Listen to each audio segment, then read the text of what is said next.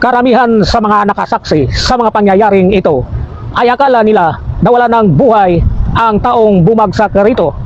Pero kamangha-mangha ang ginawa ng taong tumulong dito. Subaybayan nyo guys hanggang sa dulo sapagkat nailigtas niya ang taong ito. Pero ayaw sa tanong Sige, sige naman. Oh, ayaw ka ba? Kaya napasipulso mo ako. Ako yung yung ginawaan din. Kung napasipulso. Ang sabi ng isang babae rito na parang opisyal yata sa barangay ay wag raong pakialaman at wag galawin sapagkat baka may masamang mangyayari sa taong ito. Subalit parang kasing katulad ng pelikulang dalubhasa na kaagad tinulungan ng taong ito.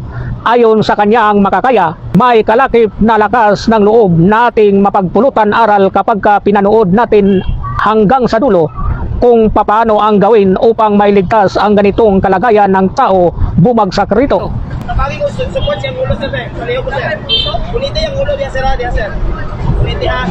Jadi, ito ginaginayan ko.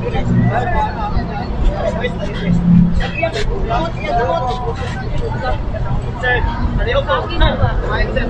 Straight yung lawan din sir. Straight yung lawan. Jadi, 1, 2, up. Kunita yung ulo. Kunita yung ulo.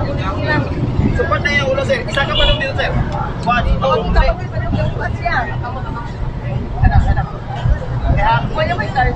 Sir, are you okay? Talk to me, talk to me. Sir, stable lang yung ulo sir. Kunita lang siya kulay. Okay. Sir, dili ka sir. Dili ka sir. At sa mga oras na ito ay bulong-bulungan na ang maririnig natin dito sapagkat halos puros negatibo na ang kanilang laman ng kanilang isipan patungkol sa kalagayan ng taong bumagsak rito. Kaya po, para sir Wait, po. tagay ko uling kuranan ma'am. Okay.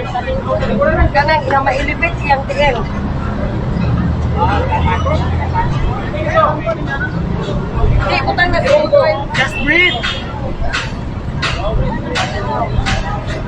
Sir, kunita palihaw. Yeah. Feeling better now? Swallow my breathing. Inhale. Slow. Inhale. Slow, slowly. Inhale.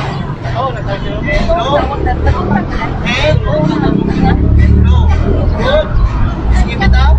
Just breathe for me. Just breathe for me. Just breathe for me, okay? Good. Inhale. Good. That's it. Take a charge. Don't worry about your eyes. It's okay. It's okay. Control na. Ayun, Okay. I'm a trained first aider now. Just follow what I say, okay? I'm gonna put down your legs and I will try to lift you up and just lean on my legs, okay? So the blood will not go through your head, okay? No, you don't. Sir, stable lang ang head. Ato siya. Okay, don't push yourself, okay? Just let me lift you, okay? Okay, 1, 2, 3, up.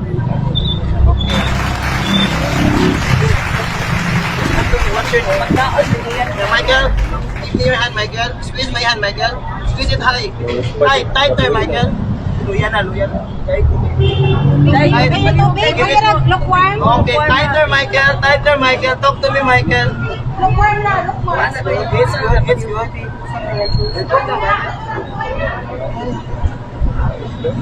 Don't, just let. Kinaya ko lang. Remove your sandals. You want to remove? No, just leave it. You don't want to remove.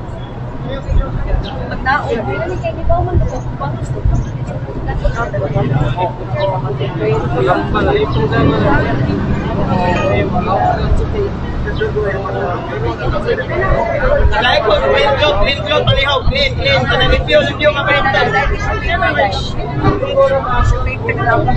Don't worry.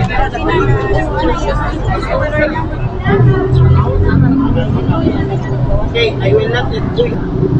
Kapag katandaan sa ganitong pangyayari ay huwag bigyan ng mainit na tubig sapagkat ang kinakailangan ng pasyente rito ay ang malamig upang lumamig ang kanyang pakiramdam. Init.